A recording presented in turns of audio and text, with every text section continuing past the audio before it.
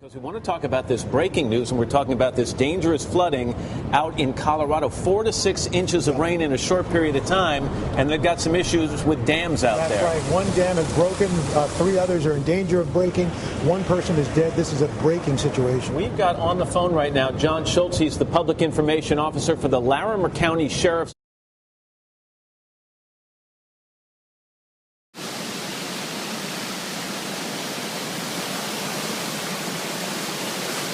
Incredible scenes. Look at these branches here piled up against this picnic table.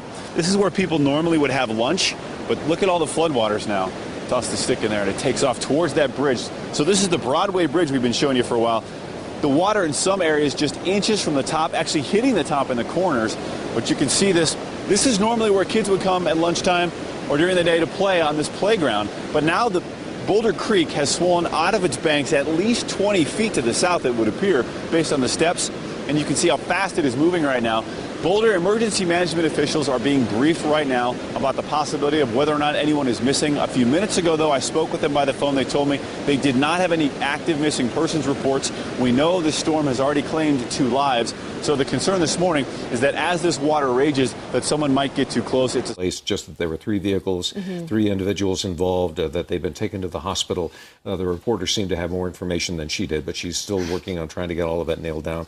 And that is the accident that is at Dillon Road and 287 near the Northwest Parkway. Here's another shot of it right there where you can see all of the vehicles that are involved there. According to this person and the other reporters who were around there, they're indicating that all of the individuals involved, one in each of the 3 vehicles, have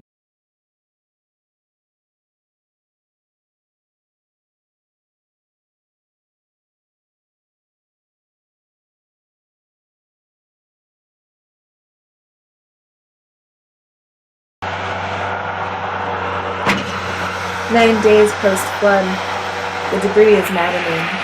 In the once quiet suburban neighborhood of my in-laws, backhoes and pickups and dump truck noises fill the air. There is shouting. There are people labeling things out in the street, unrecognizable items. They say, "Do not take," the refusal for some to let go. I help my mother-in-law with the laundry hamper full of albums and envelopes stuffed with photos. They are caked with dried mud, and, like the book I buried, they stiffen in the air after we recovered them.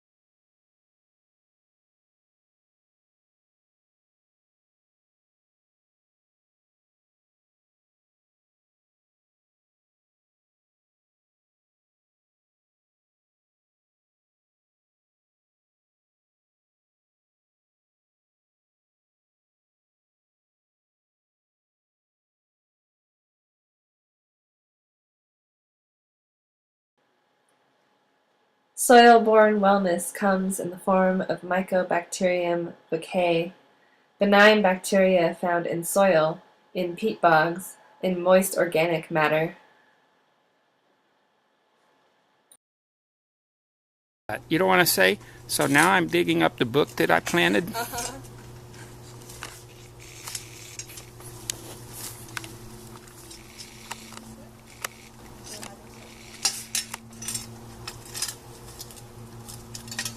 So you guys planted a book and then you put flowers over them?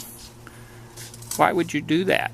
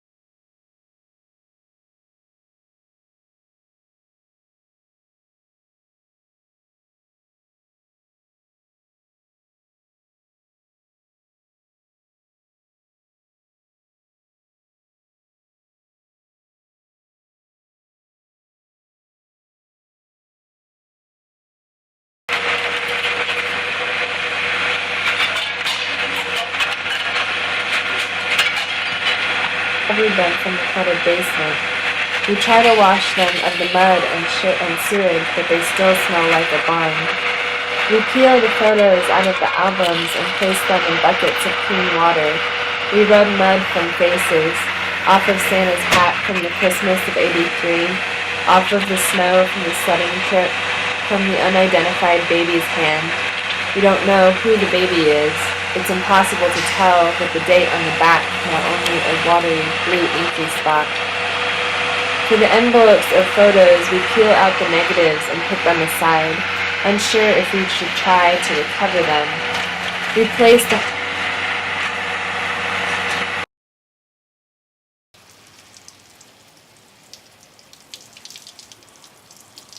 I kneel in the garden with my mother. I sit on the porch with my mother-in-law, rubbing flood mud from photos. And we inhale the M, the K, as we root around in the dirt. We ingest it when we eat the lemon basil, tasting it as we cut. My mother-in-law needs help coping with stress lately. 3 days post-flood. I think it was in the moment where she was lying on my bed with a migraine.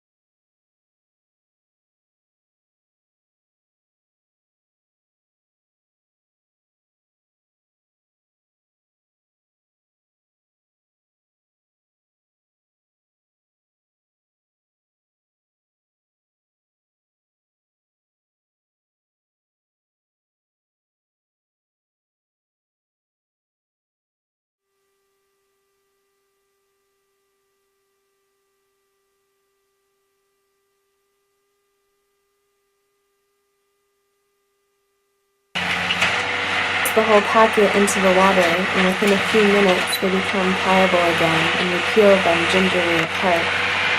We laugh at the silly faces of the boys. I see my husband as a child, in the rabbit pen with the white bunny, absolutely in mud. Edges of the photo chip away in the water, leaving blue flakes smaller than a fingernail. Out in the street, a mirror shatters as 2 backhoes try to clean up the huge trash pile. I watch as people walk by with painters' masks on, caked in mud. I want to run out there and warn people to not.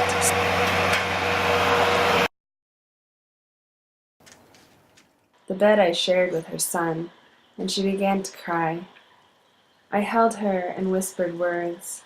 I don't recall what was said. She said to me through tears that were wetting my hair, "I just keep thinking about how I should have done things differently, Sarah." It was in this moment that I realized. And the body reacts. The cascade of neurosignals stimulates our immune cells to help with inflammation. It activates the nervous system, producing serotonin. MVK is Prozac, but working more effectively, accessing pathways to the prefrontal cortex and hippocampus.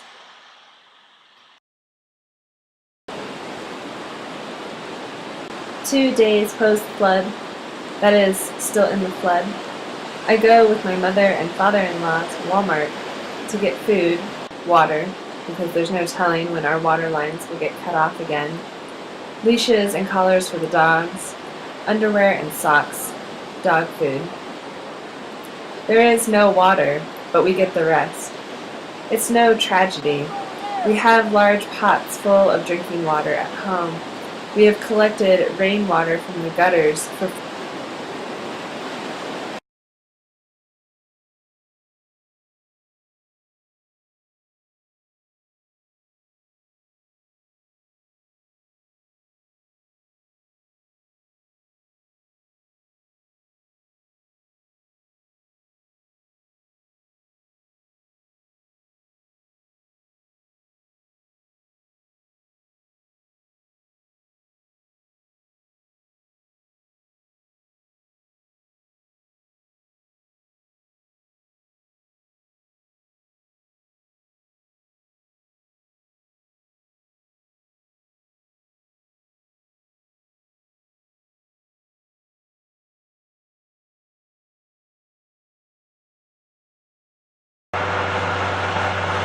not stay in the air too long without water. They will dry out and stiffen. But we are afraid of water these days. It begins to rain again, and everyone becomes taut.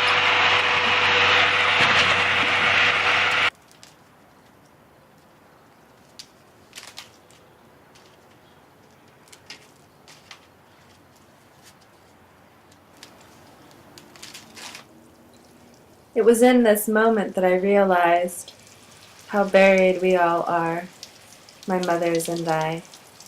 We bury ourselves in shame. And now we are up to our elbows in mud, and MVK does its work. We are too hygienic and our bodies forget. We inflame, tissue burning, nerves frayed.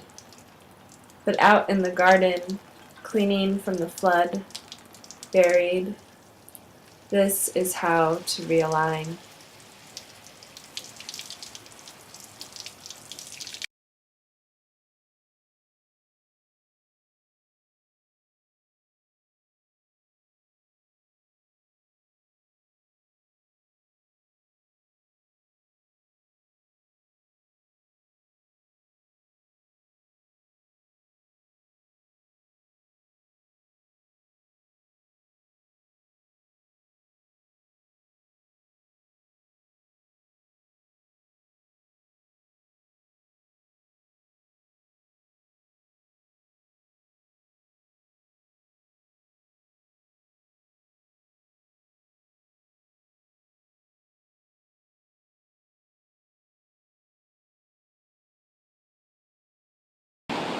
For flushing the toilet. Everyone walks around with tunnel vision. No one in the produce section, where I pick up asparagus and apples. Massive crowds in the soup aisle. Yeah, mac and cheese, a woman says, just off to my left. Comfort food. Her voice is strained. People steer their shopping carts aggressively, darting for open holes everywhere. The center of the gaze is called the fovea. Foveal vision allows for the highest possible visual acuity for a human. The cones of the eye are as small as possible. There are no rods at all, and the retinal ganglion cells have smaller receptors.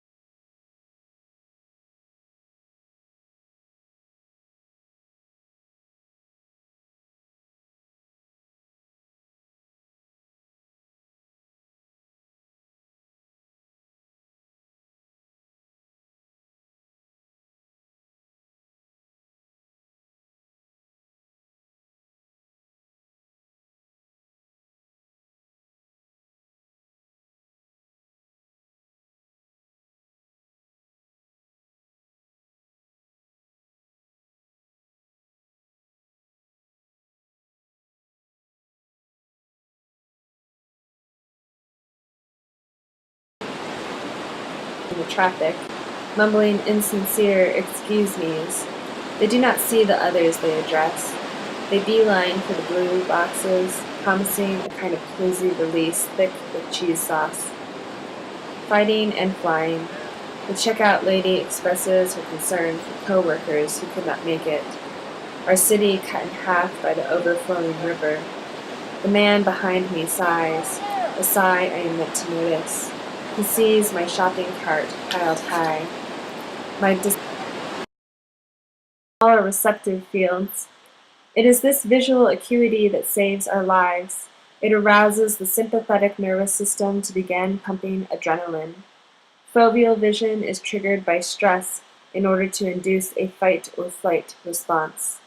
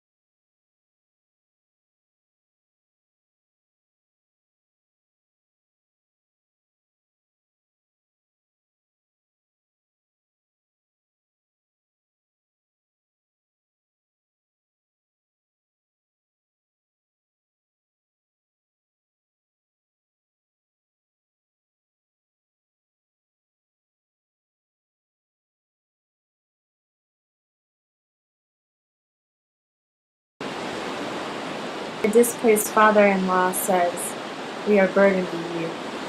He isn't. He still pays for everything. The sun shines on us when we exit the store.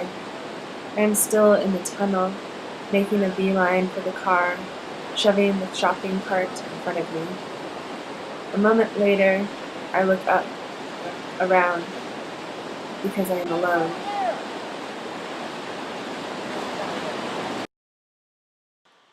Peripheral vision uses the rods of the eye, nerve cells that are responsible for night vision, insensitive to color. It allows us to see what is near us without looking directly at it. It uses different neural pathways in the brain, linking it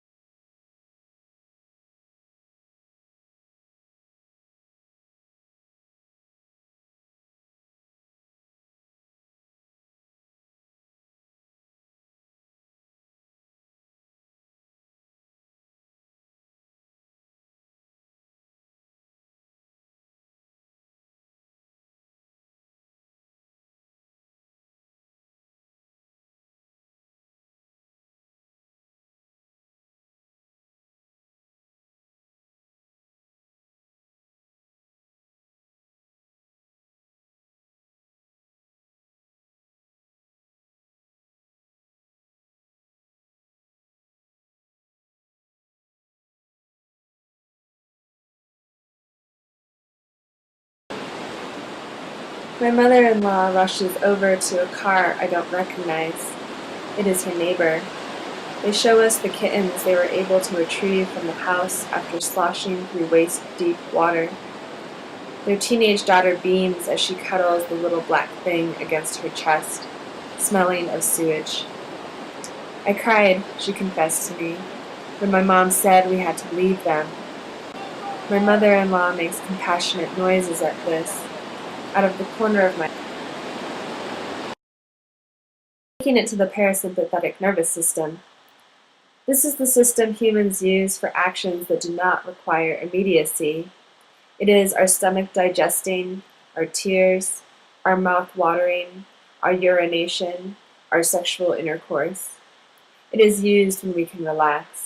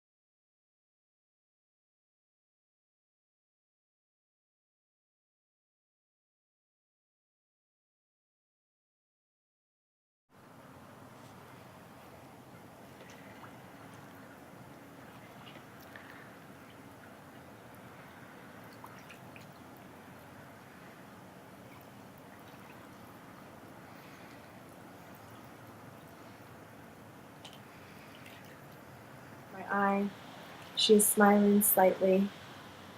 My attention is on the kitten as I knead my knuckle between its eyes, but I know the sunlight filters through her hair, and both of our shoulders drop an inch or two. We exhale, our jaws loosen, our hands grow warm.